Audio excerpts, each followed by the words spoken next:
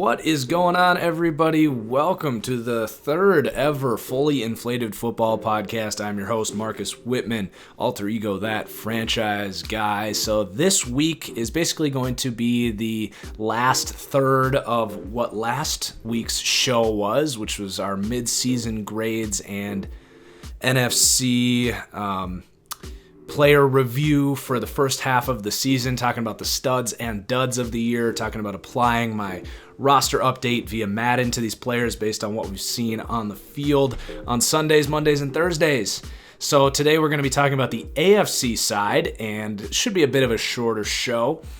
We are going to get right into it, but we do have some housekeeping to talk about, so I guess we're not going to get right into it. But four little notes here. First off, I'm happy to say, at least for this episode, I'm going to include graphics of the movement. I know it's been a hot topic since I switched to podcast format. Obviously, these used to be videos, and we've kind of evolved as the NFL was demonetizing my videos for using film, and then the graphics were taking a while to put together. So at least for this episode, I was able to buy the time this week to put together some graphics. They're not quite as nice as the ones we originally had, but I think you guys are going to like having something to look at least the collection of you guys that have voiced your opinion that you really like the graphics. I want to try and keep everyone happy if possible. So that's somewhat exciting news. I don't know if we're going to continue having graphics or not. But as we move forward, we're trying to get this onto iTunes, Google Play, wherever you get your podcasts. I just haven't had time to get that set up, so it's going to be just on YouTube for this one until further notice. Hopefully within the next week or two, we can take care of that. Obviously, these are busy times. And then many of you asking about the PS4 draft class. I need to apologize, guys. I probably overcommitted myself saying I could get the roster to PS4 despite reaching the Patreon goal kind of on and off. We've been above it. I'm working on the PS4 class. Shout out to Z Haynes. He's helping me put it together. I'm going to get that thing done tonight or tomorrow morning. I know I keep saying that, but the ratings are all up to date. I just have to go through the linebackers, the corners, and the safeties. Make sure it all checks out, and it'll be done. There's only like an hour left of work to do on that sucker. Follow me on Twitter at TFG_football, and you will get an update on when exactly that thing is done. I'll probably try and do one of these post things that are kind of new on YouTube, or at least I'm seeing them for the first time, to notify you guys when that's done. As far as 2020 is done, it's really going to come down to how much help I can get on getting that thing done. I'm really, time pressed. I haven't even had time to import these ratings to PS4.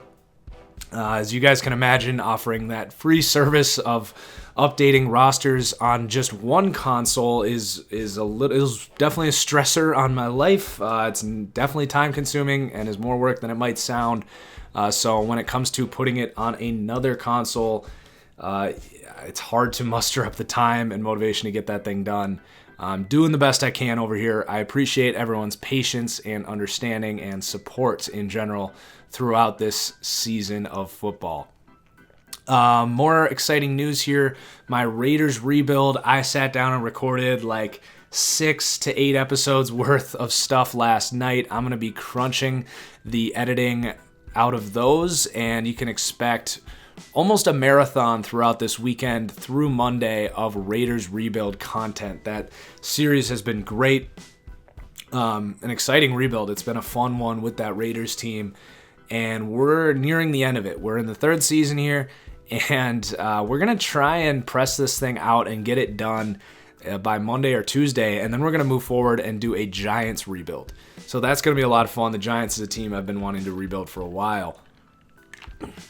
So, without further ado, let's get into the AFC midseason report cards, where we're going to talk about how each team has kind of fared given their expectations and the cards they've been dealt in terms of injuries and the roster they had heading into the year.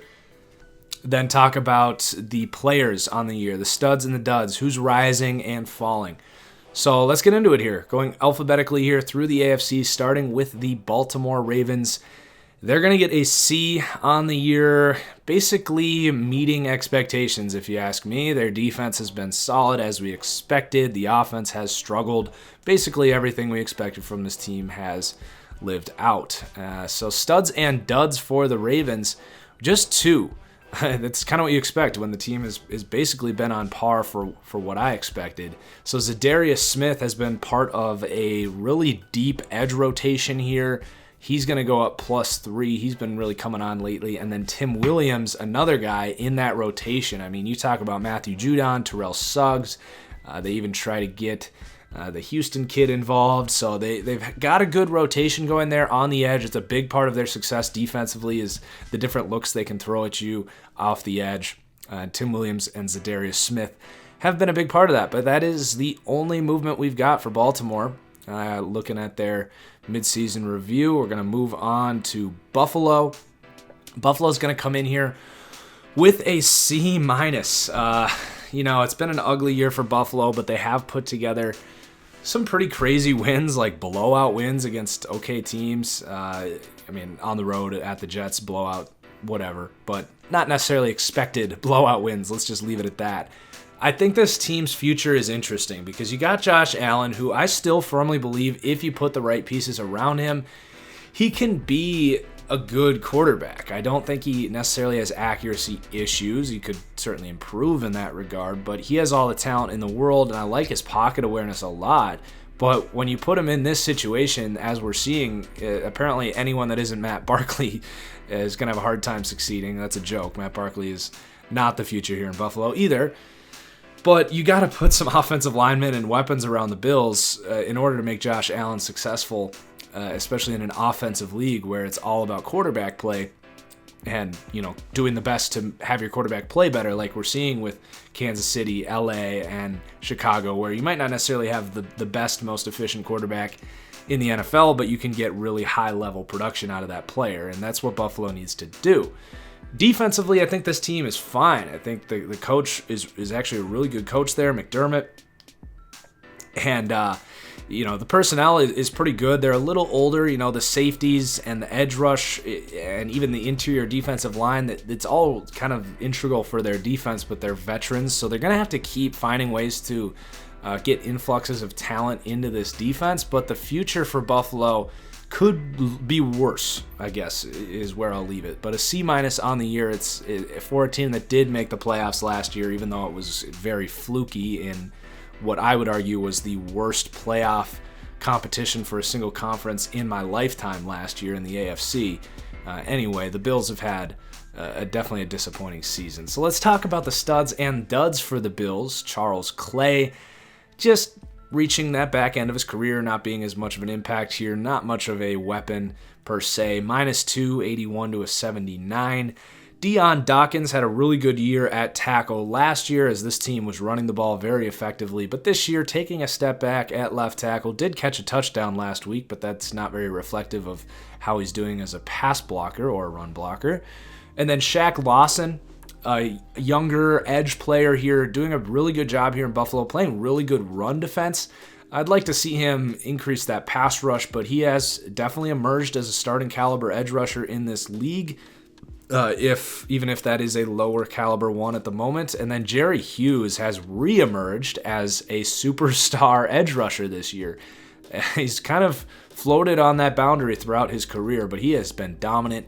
I want to say he's in like the top 5 for hurries this year. He's been incredible. So he's going to go up +1, 86 to an 87. And then Teron Johnson, I believe he is headed to IR, so his season's going to be done. But a young corner this team found in the mid-rounds, playing really well in the nickel. Someone that is probably going to look to take a nice step up next year and be potentially one of the better nickel corners in the NFL based on what we saw in film this year. Just has to keep developing. So let's move on to the Cincinnati Bengals. They're going to get a B+. I know things are down right now for the Bengals, getting blown out last week. Their stock is definitely down as opposed to where it was a few weeks ago. But I look at this rookie class, and you're definitely optimistic about the Bengals. They're probably still a playoff team. We'll see how they fare in the next few weeks. But overall, this team has had an above expectation season. The offensive line, it's still not great, but they've held up, and this offense in general, getting production from Tyler Boyd, Andy Dalton's been much better, having Joe Mixon out there more or less healthy. The offense has been much better, and defensively, I know they fell apart against the Saints, but they really do have a solid defense. It's an average team, maybe an above average team, considering there's a lot of bad teams in the NFL right now. But probably an above expectation year for the Bengals, so a B+. Just 2 risers and fallers on the studs and duds this week. It's Cordy Glenn.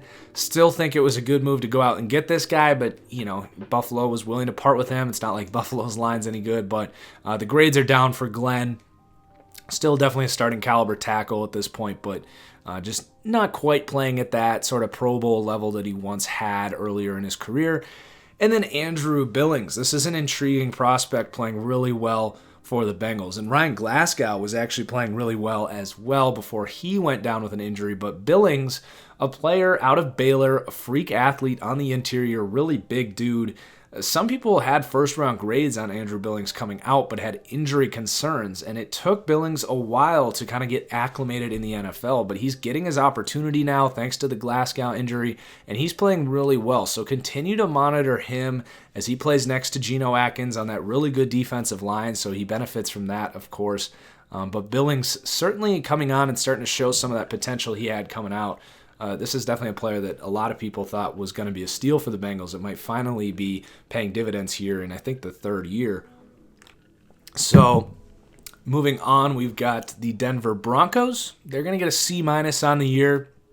They're kind of like Baltimore. They've basically fared with how I expected. I did not expect the offense to be too good, but to take an improvement from what it was last year, which is definitely held up. The offense has been better, even though it's not a very good offense.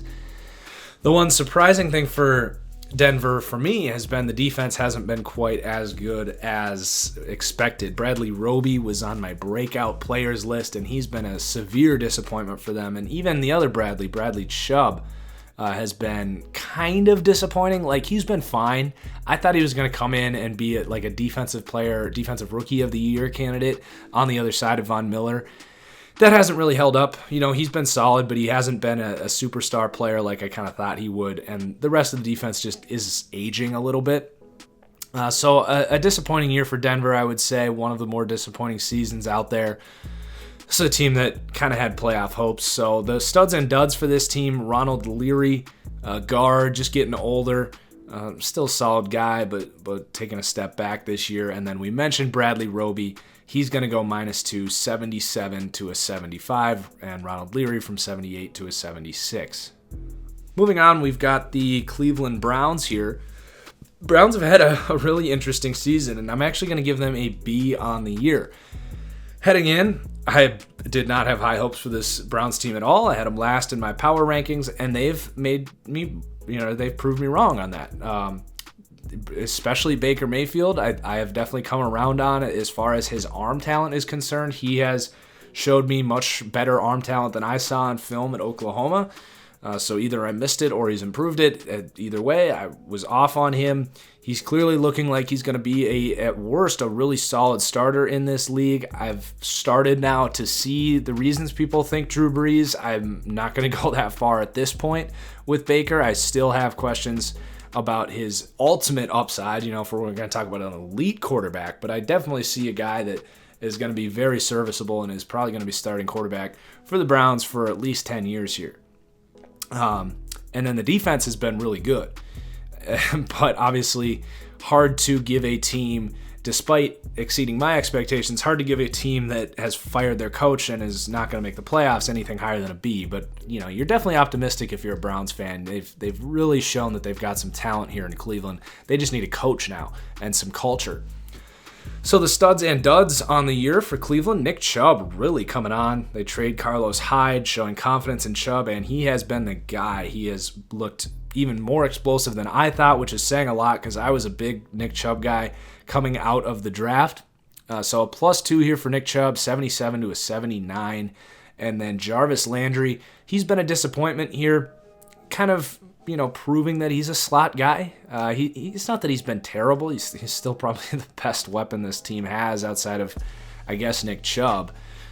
But just not really playing up to the money that he's getting paid, and the production hasn't been there. He's just not creating a ton of separation and just, basically being a slot guy. So he's going to come down one again for the second or third time this year, 83 to an 82. And then this offensive line's playing really well, especially on the interior. They're finally getting J.C. Treader to play for what they're paying him, but Joel Bitonio, he's going to go up +2. He's a stud guard, and Kevin Zeitler's returning to that high level that he once had in Cincinnati. It's taken some time here with Cleveland. They spent a lot of money on this offensive line, but it seems to finally be paying off. They're running the ball well. They're getting a super good pass protection for Baker Mayfield. The tackles are a little iffy, but they've improved at that spot as well. So actually, we got one more player here. Larry Ogunjobi came out just sprinting out the gates. Some really big games out of the gate here for the Browns. But the interior defensive lineman here, Larry Ogunjobi, he's dropped off a good chunk in the last few weeks. It's hard to kind of put your finger on what sort of player this guy is. He's not uber explosive. He's got really good handwork, if that makes sense for an interior guy. He's really good with his hands. I'd like to see some more explosion from him, but still a really good interior guy, a young player that's going to continue to grow. Just maybe pumping the brakes a little bit based on how he came out the gates this year. And then we've got the Houston Texans here. Going to give them a B on the year. This has basically been par for the course for what we thought. I was pretty high on Houston coming into the year, and they were really bad to start, but they've turned things around. They've won some close games. This is a big test here down the stretch to see if they can beat some good teams. They're a little like Chicago for me right now in that I haven't been overly impressed by any of their wins, but they are winning the games. They're beating the teams they're assigned to play. And they're also kind of like we expected in that it's a star-studded team. It's been J.J. Watt, it's been Deshaun Watson, it's been DeAndre Hopkins, but the offensive line has been as bad, if not worse than we expected. They don't run the ball. They have some holes on that defense, but defensively they have been really solid, just like we thought. So a B on the year for Houston. And then studs and duds for this team. Demaryius Thomas, he is going to go down. You're just not seeing that same explosion from him. It's the reason Denver traded him. You see the value that he went for, a 5th-round pick. Still, I think, a good receiver, but much closer to that, wide receiver 2 rating, which is going to be in that 81 to 76, 77 range. So Demaryius Thomas coming down from that number 1 wide receiver rating. And then Kareem Jackson.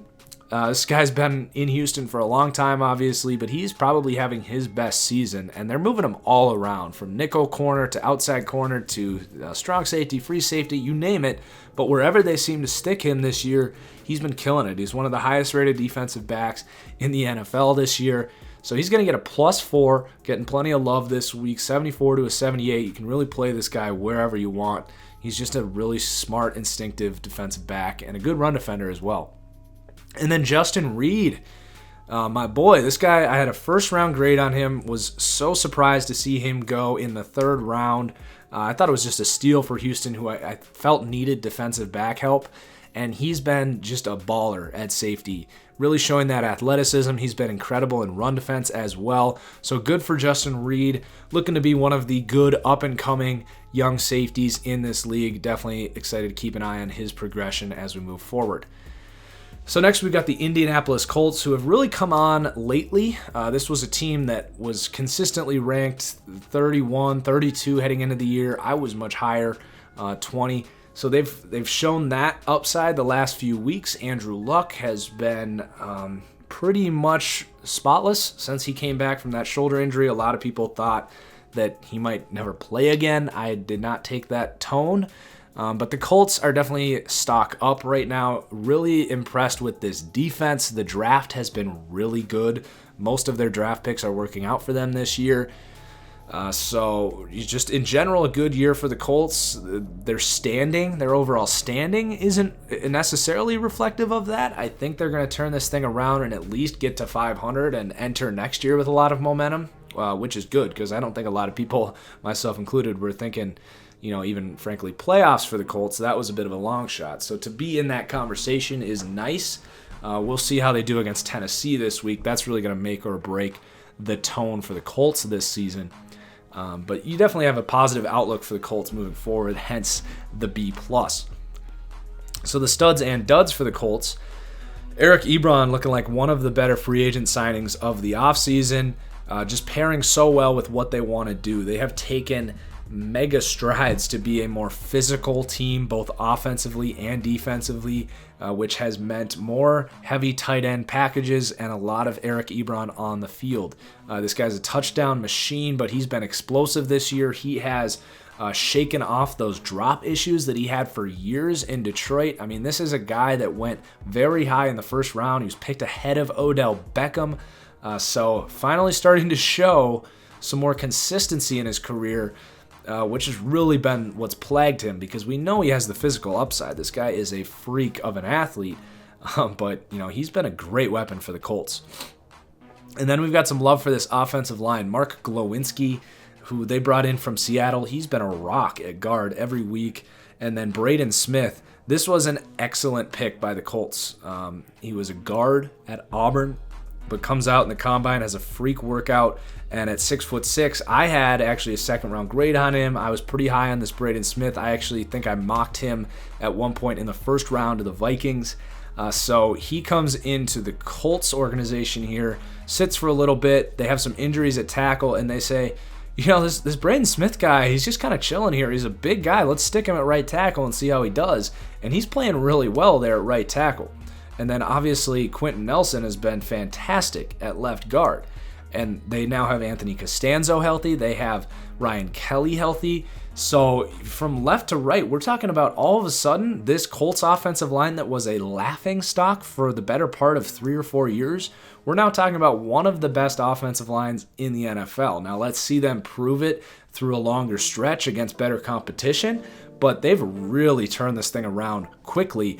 And a big part of the reason I give this team a B+ is I really complimented this team for saying, you know what, we're going to sit Luck for a year. We're going to redshirt him basically.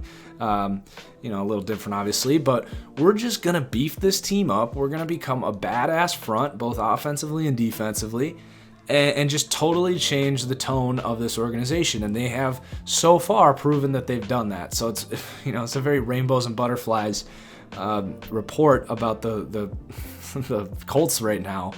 But I really do like what they've done from an organization that's done nothing but basically ruin Andrew Luck's career up to this point. So hopefully they can turn this thing around. I'd love to see Andrew Luck, who's I think objectively one of the most fun players in the NFL, get a Super Bowl at some point in his career. So then on the defensive side, we got some movement as well. Darius Leonard, +2. I picked him to be the defensive player of the year. That's very high praise, and I think he's actually missed a game, and he showed up again this week. So Darius Leonard continuing that trend, just a steal of a pick in the second round.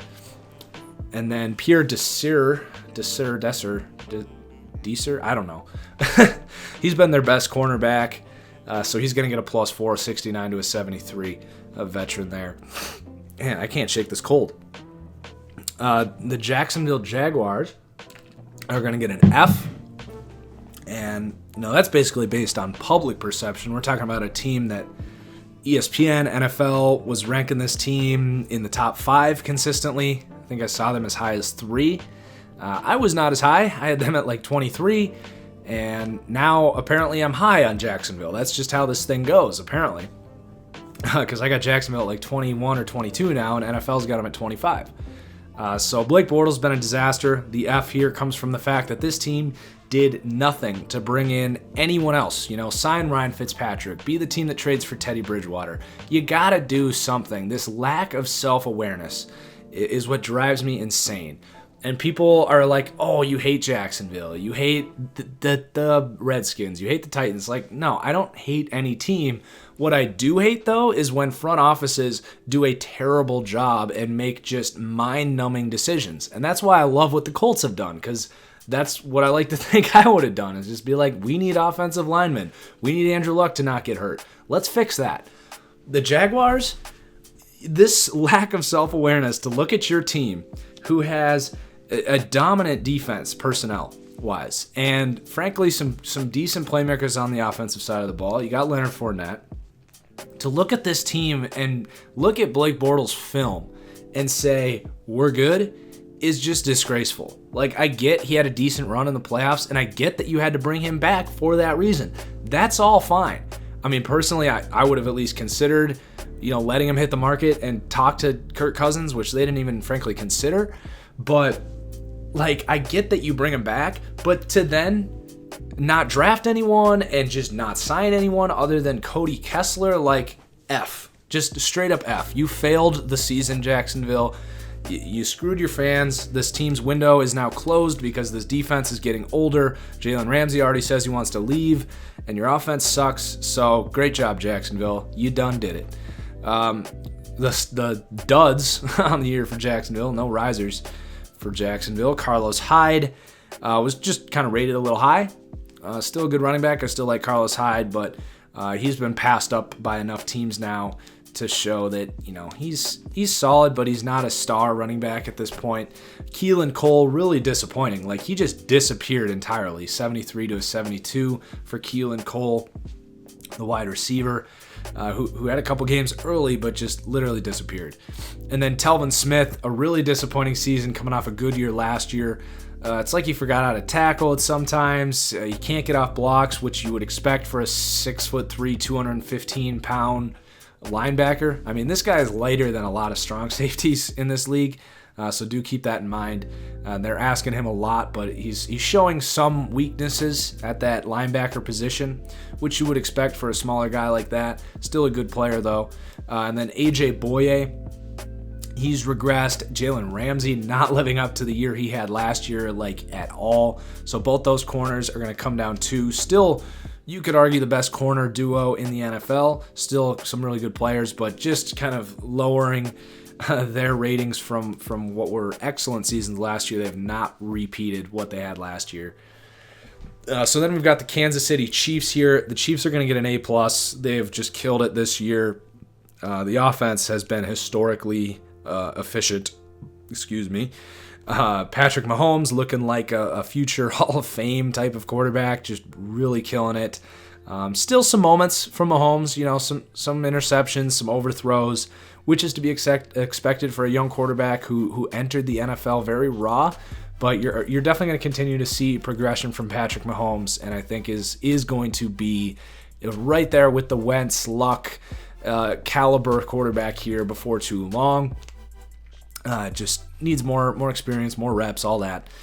And then defensively, this team has come on a little bit. They haven't played the best offenses, so we'll see if this holds up against the Rams this week. But the corners have settled down a little bit. They got Scandrick and Steven Nelson, some veterans in there actually playing all right.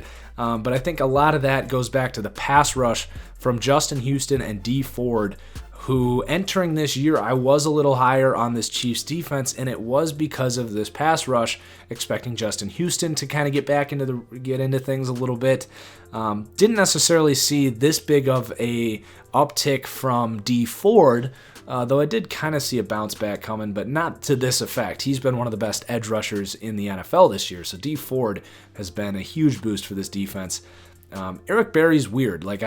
I don't know if we're going to see him this year or ever again. I don't know. His ankle is clearly worse than expected. So maybe they're just holding out hope that he can come back for the playoffs. We'll see. But a really good year for the Chiefs and a huge game this week against the Rams. Potential Super Bowl preview there. So the studs for the Chiefs, no duds for them. At right tackle, Mitchell Schwartz, who's been just a rock at right tackle, is having one of the best years, if not the best year of his career this year, has been integral for this offense to be as efficient and vertical as it's been. He's doing a great job buying time for Mr. Patrick Mahomes. And then the rest of it's on the defensive side of the ball. We talked about the emergence of some guys here. So Tano Passanio, his reps have upticked. He's a freak athlete, second-round pick. What was that, 2 years ago? This guy's like 6'7", 290. Like, he is lengthy and quick, and he's starting to show some upside. D Ford is going to go up +2, 78 to an 80. He is part of what could be a supremely talented edge just class in general, from the draft to free agency. Like, if you are an edge needy team, this is the year for you, because D Ford, Dante Fowler's probably going to hit the market. We'll see what the Rams do with him. Jadeveon Clowney is actually looking like he might hit the market. There's probably other players I'm leaving out of that conversation. But then this class too is really good for edge rushers, the draft class. So that's going to be something to keep an eye on as we enter draft and offseason talk after the season, is the edge class. But we've got some players in the secondary for the Chiefs playing well as well. So Steven Nelson, +2, 73 to a 75. Orlando Scandrick, 70 to a 71. Big test this week against the Rams, but those guys are playing well. And then Eric Murray has filled in at safety as they've really been trying some different guys out at safety. And Eric Murray, shout out to the Gophers, has at least been somewhat of a rock there for the last couple weeks. Again, a big test against the Rams, because this secondary really struggled early on in the year against some better competition. So we'll see if this is just a result of poor competition or if it is actually legit. Next, are going to stay in the AFC West. We've got the LA Chargers. Still want to call them the San Diego Chargers. Just sounds better. We've got a good year for the Chargers here. They're going to get an A. Just, a really good football team. It's hard to believe at times that they are a member of the National Football League. They play in a soccer stadium. They are cheap. They don't pay their coach. They don't pay their players on special teams. They just have a lot of things about this team that it just is a little rough around the edges, but you look at this roster and it's arguably the best in the NFL. Like, especially with Joey Bosa practicing this week. Like, look out for the frickin' Chargers, man. This offense is ridiculous. Defensively, they have totally come on lately. And, the secondary, which we thought was going to be really good heading into the year, struggled early but has really come on. And that's without Bosa. So they're going to get even a bigger boost getting Joey Bosa in there. Like, jeez. So the studs and duds for the Chargers, Austin Eckler has played really well when he gets an opportunity. It's a big part of a good system here, but he has been real good as a receiving back there. So he's going to go from a 73 to a 75. Virgil Green has been a bigger part of this offense than I expected. He is their number one tight end. He plays more than Antonio Gates. He blocks better than Antonio Gates. And frankly, he gets open better than Antonio Gates. So he's going to go up +2, 70 to a 72. Kyle Emanuel has kind of disappeared here at linebacker. A player was probably just rated too high, so he gets a -3, 74 to a 71. And then Desmond King, who we had to lower earlier in the year. We mentioned this team struggling out the gates at the secondary spot, but Desmond King has just been electric the last month of the season. So he's going to go +2, 76 to a 78. I think he is, outside of, like, you could argue Chris Harris when he plays in the nickel, I think Desmond King is the best nickel corner in the NFL. And it's just his second year, so that's pretty crazy. And then sticking in the secondary, Adrian Phillips, +2, a veteran safety who's been kind of that third free safety that comes in nickel packages, but he's been lights out, 71 to a 73. And then Derwin James has had a great rookie season. He was about as close to a sure thing from the safety spot coming out of the draft as you can imagine, and he has done nothing but prove everyone right about Derwin James, who was kind of everyone's love child in the draft, but he's proved it in the NFL. Just does everything. Coverage, his pass rush. Like, he looks like a freaking edge rusher when they line him up on the edge. He's a really good pass rusher. Like, I'm not sure if this team was a legit 3-4 and something happened to, like, Melvin Ingram, if Derwin James wouldn't be their best bet lining up at outside linebacker. He's looked that good getting after the quarterback. He's got like 4 sacks or something like that, maybe 3. So let's move on to the Miami Dolphins. I've been hard on this team.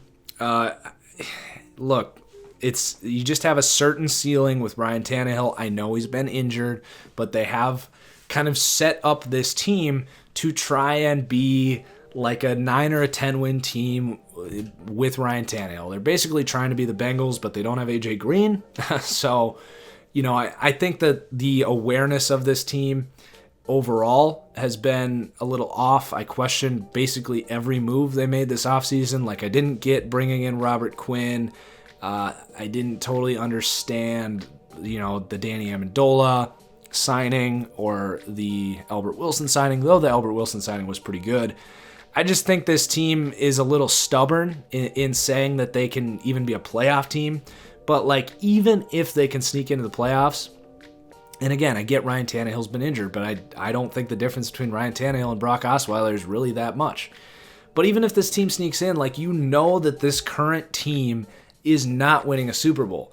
And I just personally want my team to go for the Super Bowl. And, like, I'd almost rather be like Oakland and just blow crap up than be Miami and lie about having a chance. Like, it's just not happening for Miami. So they get a C+. Like, they've won 5 games this year. They've all been scrappy. They basically win games by playing it safe, getting big plays offensively, and, playing defense, which you look at the moves they made, and if that's what they're trying to do, then good on you. Like, Jakeem Grant and Albert Wilson, like, these guys have contributed to big play touchdowns, which have led to wins this year, no doubt. But you got to look big picture, in my opinion, and it's like, what's the point? So I'd rather this team have said, we're going to suck and go for a new quarterback, or, go for a Nick Bosa to make this a legitimate top 10 defense, because you got some pieces on the defense. But right now, they're stuck in purgatory because they're going to win 6 or 7 games this year. They're going to pick like 14th, and they're going to be the exact same team next year. So I don't fully understand the plan with Miami. I'd be frustrated if I was a Dolphins fan. I still don't understand the Ryan Tannehill truthers. Like, I would like to think if I was a Dolphins fan, I'd be ready to move on at this point. But this team is just stuck in neutral, and I don't see it going anywhere with the current direction. So the studs and duds for this team. Jawan James has been just average at tackle. He had a good year last year, but he's going to come down a little bit. -2, 79 to a 77. Nothing else on the offensive side to speak of. Defensively, Jerome Baker's been really solid at linebacker. Raekwon McMillan's had some games as well, so the linebacking crew is looking a little better here for Miami. But then Rashad Jones is going to come down, just continuing to fall off. A veteran safety, still a good player, but 85 to an 84 for Rashad Jones. So next up, we've got the New England Patriots. They're going to get a B on the season. They're kind of doing their thing, but it does feel to me like this team isn't as potent as maybe the Patriots of the last 4 or 5 seasons. The AFC, too, is just much better this year than it's been. And I'm starting to lower on the Patriots in terms of their Super Bowl prospects this year, but I'm not going to write them off either, not with Bill Belichick and Tom Brady. But I really have not been overly impressed in any regard by what I've seen from them outside of like Trey Flowers' emergence as a high-end pass rusher in this league. So, more of the same for New England, I guess. But let's talk about the studs and duds for them. James White +3, 75 to a 78. Now, I've seen people, Andy Slezak, longtime supporter of the channel, but saying top 5 running back, James White, no. I mean, he's a receiving back. He doesn't make anyone miss. He's just got really sure hands. He's pretty fast in a straight line, and he knows where to be, which in this scheme is extremely important. And with Tom Brady's reliance on throwing to running backs and him being the only one healthy, it's been the perfect storm for James White statistically. But, no, he's not a top 5 running back. Just stop. I don't think he's a top 30 running back. He is a receiving back. I'm not giving the ball to James White on 3rd and 3 when I need a 3-yard gain. So show some love to James White, but let's pump the brakes, some of you, on James White being like I wouldn't even put him in the Pro Bowl personally, but he probably will go just because of his stats, just because of the way people look at football. Chris Hogan, -2, 75 to a 73, just has fallen off the face of the earth, essentially, which is a bit of a surprise considering there's been the opportunity for him to step up, but he is nowhere to be found. And then this offensive line's played well. Joe Thuney needs a little love here. He's going to go +1, 79 to an 80. And then let's flip it over to the defensive side here. We mentioned Trey Flowers. He is going to get a +2 here, 82 to an 84, and he has really come on the last few weeks. He could continue to rise. I mentioned him in the conversation for Defensive Player of the Year, but that is only because of the impact he's making on games. His sack numbers are just not going to be high enough to reflect that.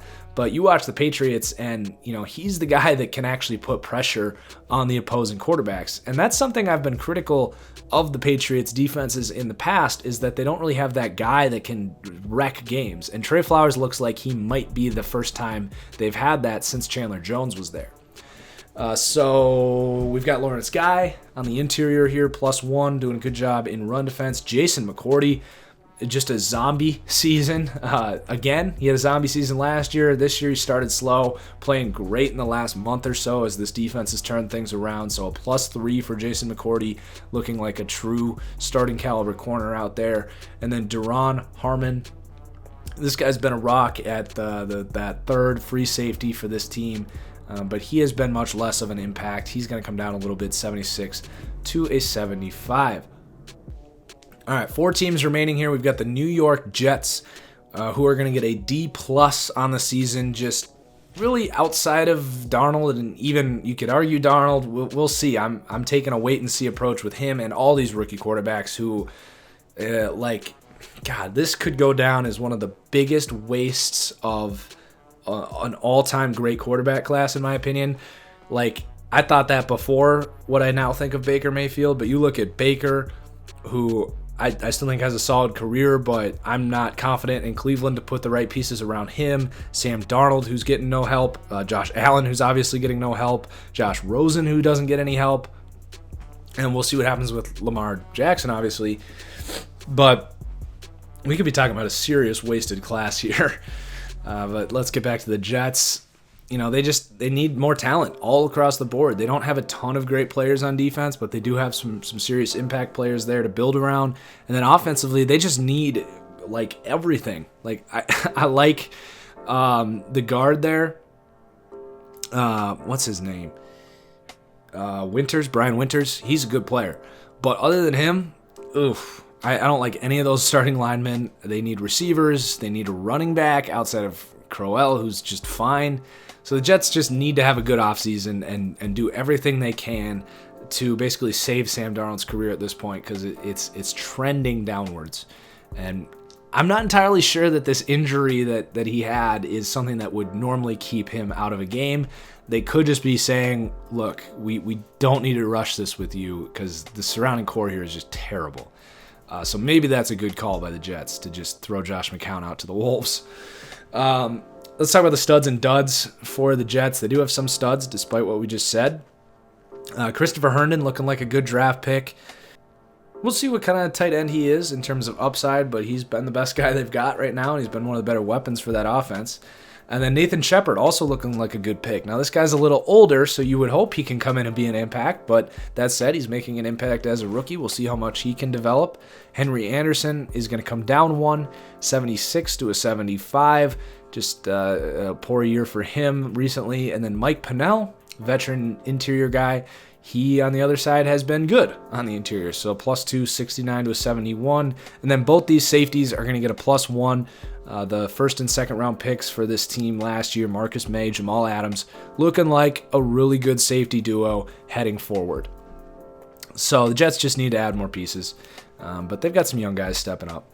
And then the Oakland Raiders, now they're going to get a D-. The only reason it's not an F is this is the plan, is to just suck. And we're not going to know how good this year was until we see how their next 2 drafts turn out, how their free agencies go, what they do with the quarterback. It's more of an incomplete, if anything. So they're terrible, and I'm not going to talk about how their team's been because they've just sucked. The one thing I will say is, as we move into the studs and duds here, is Derek Carr, really, really surprisingly bad year. and starting to think he's not the future here. And this just should serve as a reminder here as we're looking at Trubisky, Goff, Mahomes. Three quarterbacks, Mahomes I feel pretty good about, but specifically Goff and Trubisky. Let this serve as a reminder. We thought Derek Carr was an MVP candidate 2 years ago. And now we're sitting here and we're not sure he is the guy for the future of this team. So let that serve as a reminder that, you put the right pieces around a quarterback and he can look like an MVP. But you start to take some of those pieces away and it can disappear pretty quickly depending on who that quarterback is. So the rest of this team, it's all fallen here. Colton Miller looking like a really bad pick on the offensive line. Also, Parker, I think they spent a third-round pick on him at tackle, looking like Gruden has no idea how to draft tackles at this point because both those guys really struggling. Kalecki Asemele has not been the same. He's going to come down 86 to an 82. Bruce Irvin disappearing. I never thought he was a number one edge rusher, but he's not even looking like a number two edge rusher right now. He's looking like a guy that should be part of a rotation right now. -2, 77 to a 75. Tahir Whitehead looking like a really bad signing, 76 to a 74. Gary Conley, he has not showed up. A first-round corner from last year, -2. I still think he has a chance to work out, but just he's basically in an impossible situation at cornerback because the pass rush is so bad, the other corners and safeties are so bad, but he's not helping the problem there. And then Rashawn Melvin, veteran corner they brought in from Indy, has just not been very good, 76 to a 74. Pittsburgh, they're going to get a B+. Started really slow, but they've turned into the team we thought they would be, even without Le'Veon Bell. And then defensively, they have really come on. I like this pass rush. The secondary's playing better. We'll see how it holds up over time when they got to play Kansas City and New England again. But as of the last few weeks, they've really held up. So let's talk about the studs and duds for them. James Conner, he's going to get some love. 78 to an 80. I still think his overall explosiveness might keep him outside of like the top 7 or so. I think basically James Conner 2 years from now is going to be Jordan Howard with better receiving ability. I think that's totally fair. I don't think Jordan Howard is overly explosive either, and I've said the same things about him in terms of his ceiling, but I still think he's a damn good running back. And then Antonio Brown, he just was by and away the best receiver in the NFL last year, and he's been brought back to earth. He has not been the best receiver in the NFL this year. There's 3 or 4 guys that have probably had a better year than him and have looked better. So he's going to come down to 99 to a 97. He's still going to be tied for the highest rated receiver on my roster. And then Vance McDonald, he's come on. So fun to watch with the ball in his hands. This guy's tough to tackle. He will stiff arm you. He'll truck you. Just a beast. But he's blocking all right as well. 76 to a 77. Jesse James improving at tight end. 71 to a 73. Ramon Foster on the interior of that line that has played lights out and has been a big part of James Conner and this offense's success as a whole. Ramon Foster having one of his best years of his career. And then John Bostic, he's really come on at linebacker here. He's been a very poor man's answer for what they lost with Ryan Shazier, and he's played really well at linebacker. +2, 71 to a 73. And then Sean Davis, who was really on his last legs here, a freak athlete safety that this team has had high hopes for that he has not lived up to until this season. But he's looking like now a really rangy, active center fielding safety who's playing better in run defense as well. So we'll continue to monitor him. He has a seriously high upside, so he could be on his way to reaching that. So we'll keep an eye on that.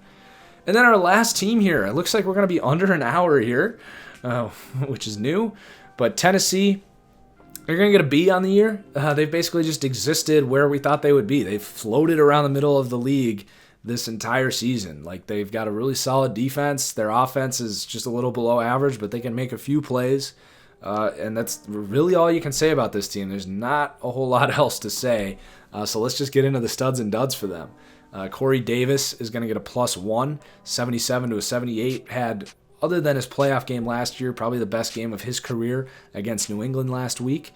So he looks to be a big part of that offense moving forward. We've said that before, but if they can get that chemistry going between him and Mariota, who's starting to look better as well, we might have a different opinion on this offense, but let's see it again against more teams. And then the rest of these guys are on the defense, where this defense has had some interesting things go on this year. They've played pretty well up there, on and off, but a really solid defense. Daquan Jones actually going to go down, just a younger interior lineman, having one of his worst years, so he's going to go down 76 to a 74. At linebacker, Jayon Brown's been solid, +2. He's a good athlete out of UCLA. He's probably their best cover linebacker right now. Notably, the rookie, his name's escaping me at the moment, out of Alabama, Rashaan Evans. He has had a pretty disappointing season. He's not getting the playing time you'd expect. He's started to earn some more and play a little better lately, but really looking like a disappointing pick out the gate. I think he could turn into a good player, but a slow start for Evans. Malcolm Butler's been one of the worst free agent signings in the league this year, and they're kind of stuck with him. And I was critical of Tennessee at the time when they signed him, and he has not even been playing like a cornerback 2 this year. I think he could turn some things around, but it's been ugly for Malcolm Butler. On the bright side, a big part of this team's success is Adoree Jackson, and I've started to kind of notice that as the league has gone smaller, we're seeing more spread offenses. There's been this shift, and we saw a shift like 5 years ago in how young cornerbacks played. A few years ago, it was go big, draft 6'2" corners who can press and play cover 3 and match up with these big-bodied receivers at a time where Mike Evans and Alshon Jeffrey were really like looking like they were going to be the future of this league, and teams were like, all right, we got to go big at receiver, and obviously AJ Green, Julio Jones, those types as well. But now what we're seeing is the Denzel Ward, Adoree Jackson, the Jair Alexanders of the world, where just give me a guy who can straight up run, like the 5'10", 5'11" corner who is just absurdly fast. Put him in a good system and just let him run with these guys. And we're seeing that sort of shift, and is a reason you're allowed to take a Denzel Ward with the 4th overall pick. And the reason Jair Alexander and Adoree are playing so well is I think the league's going a little smaller. They're more effective in this quick-hitting passing game league that we're in. I think it's a reason we see Adoree Jackson succeed against a New England who likes these quick-hitting passes. So just a little note there. And then Kenny Vaccaro, this team signed to be the replacement at strong safety as, what's his name went down? Is it Cyprien there? But Vaccaro has played better than I think Cyprien has been at strong safety for this team. And he's looking really good as that box safety for this team. So he's going to get +2, 71 to a 73. So that is it. We got some good things on the horizon here. Excited to bring to you guys a bunch of Raiders rebuild stuff over the weekend. Make sure you check out my picks video if you're into gambling, all that stuff. Most importantly, though, hit that like button if you enjoy this podcast. Let me know your feedback as well. Looking forward to talking to you guys in the comments below. Cheers, as always, guys. We'll see you next time.